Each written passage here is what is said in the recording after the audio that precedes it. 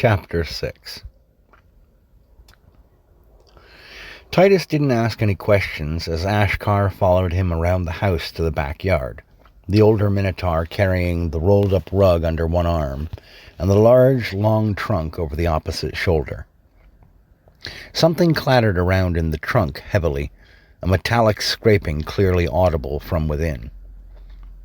Out in the backyard, Ashkar set the trunk down, then carried the rug to a spot roughly in the middle of the grass and unrolled it, revealing a cardinal compass design stitched into the weave. He adjusted it until the compass points showed true, a feat which Titus knew his people could universally do without question and without tools to refer to. "Here, come stand in the center of the ring," Ashkar said, stepping over to the trunk. "Face north." Titus headed onto the rug and aimed himself to true north. Ashkar came over from the trunk, holding what Titus knew to be an old-fashioned warhammer, of the sort Minotaurs traditionally used once upon a time. "Take this," Ashkar said, offering it over. Titus took the old weapon and hefted it, getting a feel for the wood and metal shaft, the way it balanced in his hands. "Now, raise it like you're blocking an overhead strike." Titus did as he was told, feeling a little silly in the first glow of dawn as it illuminated the neighborhood. Good. "Now, repeat after me. To build or to break, the hammer is mine to wield." Titus cleared his throat and repeated this bit of doggerel. "Good. Now, lay the hammer down with the head aiming north." Titus did so, waiting for Ashkar's next instruction. There was a rummaging behind the younger Minotaur, and Ashkar returned to his side again. "Now turn west." Titus did so, and Ashkar stood there, offering him the handle of a decent-sized two-headed axe, another weapon traditionally wielded by the people of their race. "Okay. Hold it up as if to block," Ashkar said again with a nod, and Titus did as bidden. "Repeat after me. To cleave wood or the enemy, the axe is mine to wield." Titus felt even sillier repeating this line, but the moment he delivered it and followed his birth father's instruction to rest the weapon with the head aiming west, he felt a strange rumble in his gut, a tremble in his legs. It was an entirely alien sensation, something that felt out of place, that felt wrong. He looked to Ashkar with the question unvoiced from his mouth, but clear on his face. "It's a ritual of our people, Titus. Nothing to be afraid of." "This feels off," Titus said. Ashkar looked at the back of the house for a moment, folding his arms over his broad chest, then looked back to his son. "Does it feel off, or does it feel wrong, Titus? Like maybe this is something that goes against the faith that the Jacobsons raised you with?" "Huh. That's a more nuanced question than I would have imagined that you'd come up with." Titus considered it for a moment. "Yes, it feels wrong, as you put it." "Do you want to stop then? I understand completely if you do." Ashkar took a step toward the rug, crouching down by the handle of the warhammer, hand hovering over it. "A man should not feel compelled to break the bonds of his faith, not even for family." Titus felt some of the tension leave his legs, and he made a gesture for Ashkar to take the warhammer away, which he did. The moment the weapon was moved from its compass aim, the rumble in Titus's guts vanished entirely. "Thank you. And I'm sorry," Titus said, plucking up the axe and following his birth father to the trunk, spotting the sword and the shovel that were also laid within. He gently put the axe in with them, and Ashkar placed the warhammer atop it before easing the lid shut and securing the latches in place. "I didn't mean to disappoint you." Ashkar just grinned at him and clapped Titus amiably on the arm. "It's not a problem, Titus. Perhaps we'll stick to just telling you of the history of our peoples for now. Maybe move to traditional practices if and when you feel more comfortable, huh? That sounds amenable, yeah. Now, if you don't mind, I'm going to go in and grab some coffee and breakfast. Did you want to grab a cup of joe before you go about your day's business? Nah, that's all right. I wasn't going to have much time beyond this little morning ritual anyhow, Ashkar said, pulling the rolled-up rug up under his right arm. He and Titus headed back around to the front of the house, and Titus waved him farewell as he rolled away, a snake's smile slithering across the older Minotaur's face as he turned the first corner away from Jacobson's home. Progress. Little bits of it, Ashkar thought. He almost called me father instead of Sutek. Not quite, but almost. A good man might have felt a little bad about the deployment of guilt and uncertainty against family in the pursuit of their own goals. Then again, nobody ever claimed that Ashkar Sutek was a good man.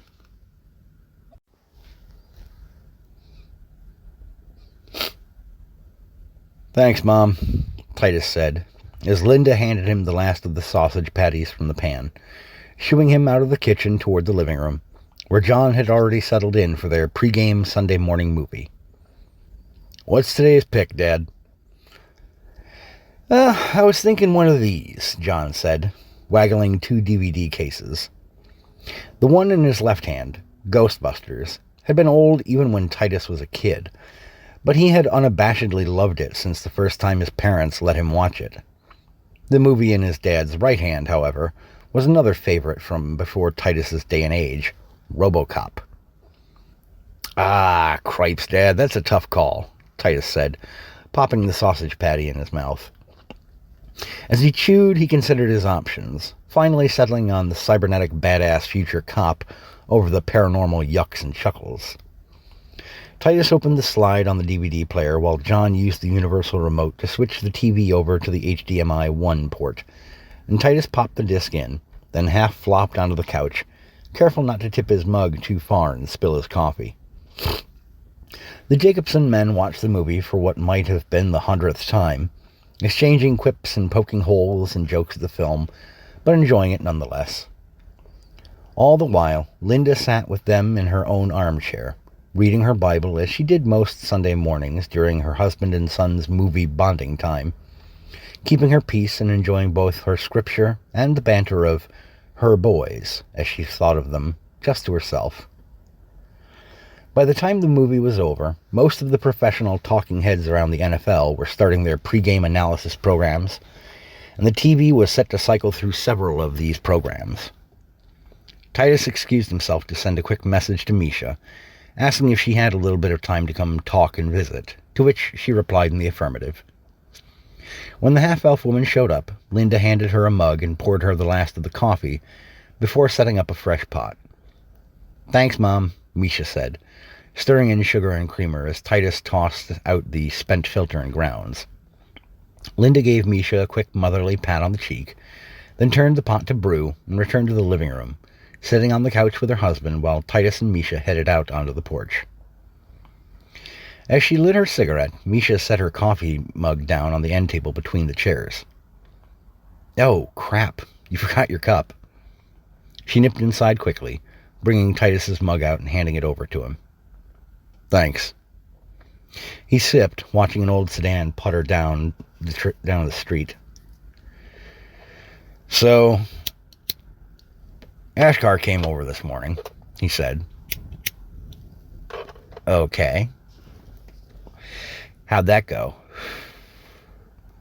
It was weird. He wanted me to go through this odd little ritual, something apparently that our people have done as a cultural practice for a long time. I was hoping I might ask you for a favor today if you're not too busy. No, I just got my Rumble stream this afternoon, but that's not a biggie. What's on your mind? Titus described for her the opening elements of the ritual that Ashkar had walked him through, then posited for Misha what he suspected would have been the likely remaining steps if he didn't miss the pattern that he had picked up on from the first 2 weapon compass pairings. Is there any way you could do some online research? See what you can find out about it. I do it myself, but football season Sundays. I'm not going to have much time to tinker around on my own with this sort of thing. I totally get it, Misha said, blowing out a stream of smoke. Hey, T, quick question. Hopefully, quick answer. Why is it I'm comfortable enough to call your mom and dad mom or dad, but you've never done that with my parents? Titus had wondered about this a few times over the years himself, and thankfully, he'd figured out a reasonable enough explanation. Well, I tend to stand on ceremony a bit more than you do, that's all. I mean, it's nothing that important. I was raised to be a bit more stiff, more formal. Where your folks are, and I mean no insult when I say this, hun, but they're a little bit hippy-dippy. He sipped his coffee and appreciated the laugh that Misha let out. Okay, that's totally fair. I get it. She stubbed out her cigarette and polished off her coffee, sliding it next to Titus's. Well, I'll zip back home for now and get to digging for you. I'll talk to you later, T. Thanks, Mish. Where Ashkar's little ritual had started making him feel uncomfortable and unnatural, this felt like the right approach to Titus. Gather information. Respond to what you know. Don't speculate. Speculation doesn't assist in investigations unless you've run out of solid evidence and facts to examine. Follow the process. He let out a deep sigh as he finished his coffee, following these thoughts with, man, football's so much easier. See the ball, go smash the guy carrying it.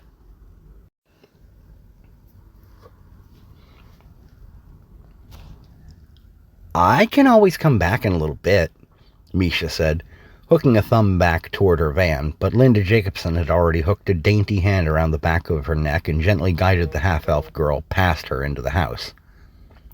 Nonsense, dearie. Just put your laptop on the coffee table in the living room, Linda said. She cupped the hand that she had just used to guide Misha inside around her mouth and called out to the kitchen. Titus, set another place. Misha's joining us for dinner. Got it, Mom, Titus called back.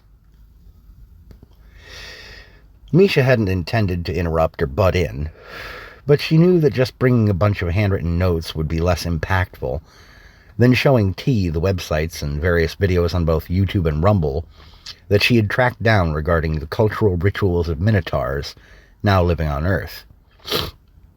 She'd found a lot of the material quite fascinating, though some of it made her feel squeamish to watch and listen to, and some few of their traditional practices had been flatly outlawed in most of the more civilized nations around the world, including the United States. Most Earthborn Minotaurs, according to various sources Misha had found, didn't bother trying to sneak around and partake of those particular customs, because they hadn't been raised in a world as, well, savage in certain places as the realms of Chaldea, it seemed. As she popped into the kitchen, Misha gave a little incline of the head in greeting to John and Titus, taking the spot across from her friend at the rounded kitchen table. Your timing's good, Titus said happily. Linda brought the large glass casserole dish over to the table, wearing the nigh-ancient oven mitts that John had gotten for her one Halloween season. A steaming meatloaf in this dish was soon joined by a pot of peas and another of mashed potatoes, and the four of them joined hands around the table before any food was moved to a plate, heads bowed and eyes closed. Lord, John began solemnly, we thank you for this bounty you have provided for our family, including for young Misha, with whom we share any grace that you may bestow upon us. We thank you for bringing the glory of the kingdom of heaven to us in the form of your only begotten Son, Jesus Christ, and for allowing us to take him into our hearts, that he might guide us into your presence everlasting when our time is called to come home. Amen. Linda, Titus, and Misha all repeated the amen, and with eyes open once more, dinner was parsed out among them. They all shared in common small talk through the meal, and afterward, Misha offered Linda a hand in cleaning up, as she always did. This time, however, Linda just waved her off. You should go ahead and talk to Titus about your little project, hun. He told us a little bit about it earlier during the Bills game. Sunday night kickoff's in about 2 hours, so you'll want to get to it. Oh, yeah, okay. Thanks, Mom, Misha said, making a beeline for the living room. She snatched up her laptop and notebook and motioned Titus toward the hall and the stairs up to his room. When they got upstairs, she set up the laptop on his computer desk, and he rolled his gaming chair up alongside the fixed armchair that he kept extra for when they hung out in his room together. Okay, so that little ritual that your birth father started having you do? Well, it's a real thing, for starters. She opened her spiral notebook to the first page of notes that she had taken down, handed it to him, and navigated on her laptop to the main page that she'd cribbed most of her information from. Titus started reading her neat, elegantly jotted notes, appreciating the almost glaringly feminine flow of her handwriting. "The setting of the heart's compass, this says," Titus remarked, reading through the first few lines of information that Misha had jotted down. According to the notes, the ritual was said to be tied to Minotaur's connections to the spirits of the world around them, notably earthen spirits, or spirits of the combat arts. The weapons used in the ritual were typically a hammer, an axe, a sword of some kind, and lastly, a spade or shovel, to symbolize the burial of one's foes, and eventually the need for the Minotaur themselves to one day be planted in the ground upon their demise. What's this bit about the first time being traumatic for some people? Well, see, that's the thing I thought was kind of the weirdest, Misha said, scrolling to a part of the page showing an artist's depiction of a young Minotaur male on his knees, being choked by some sort of misty apparition. According to several stories, including even a couple of medical accounts here on Earth, every now and then, a young male Minotaur completing the ritual will just inexplicably drop dead during the last part of the ritual the first time they perform it. "I'm not some little kid, though. Not even a teenager," Titus said, staring at the illustration on screen, bug-eyed.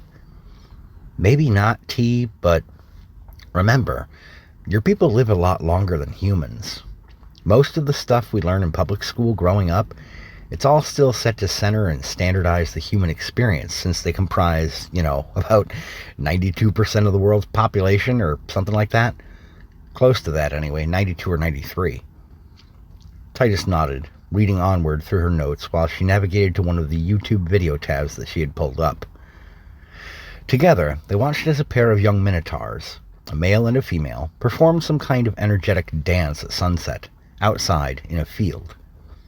Some kind of chalk or salt, something white and powdery at any rate, had been used to inscribe a large compass ring for them to perform this dance within, the male dressed in what looked like chain-link armor, while the female was dressed in some kind of dress composed of animal skins and furs. In the background, primitive tribal drums rumbled, and horns occasionally blew out awkward, shrill notes. To say that the dancers were graceful would be to lie, in the traditional sense of the term graceful. Their movements more akin to violent shadowboxing, some of their punches and kicks barely missing one another. Finally, the pair faced one another, and with a suddenness that shocked even Titus, each took one finger and pricked it against the other's horn, before daubing a single streak along their own cheek, the male his right cheek, the female her left. When the video replay symbol came up, Titus asked in a half-whisper, "What the fuck did I just watch?" "It's called the traditional Minotaur wedding dance," Misha said with a shudder. "I mean, I'll still accept an invite if you ever get married, dude, but I'm going to be sitting that one out."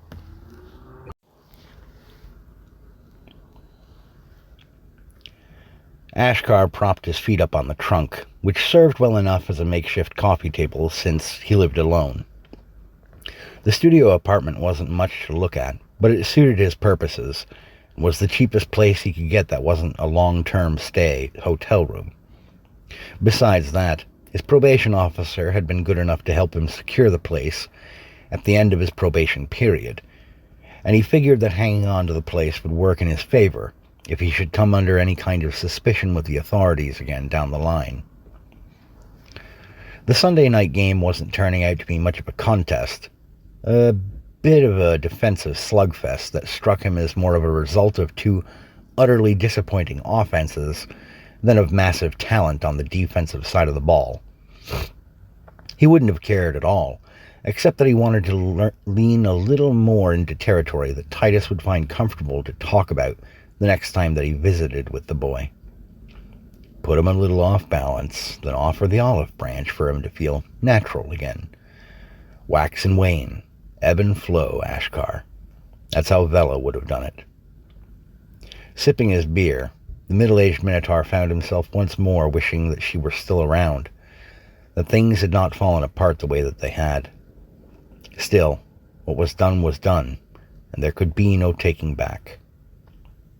Feeling himself slipping towards sleep, he walked the beer bottle over to the sink in his little kitchenette area, slugged down the last of it, and set the empty beside its compatriots at the back of the counter. He then made his way over to the narrow twin bed after turning the television on its mount so that it faced him now, lying down, rather than the armchair that was his usual haunt when he was at home, and settled in for the night.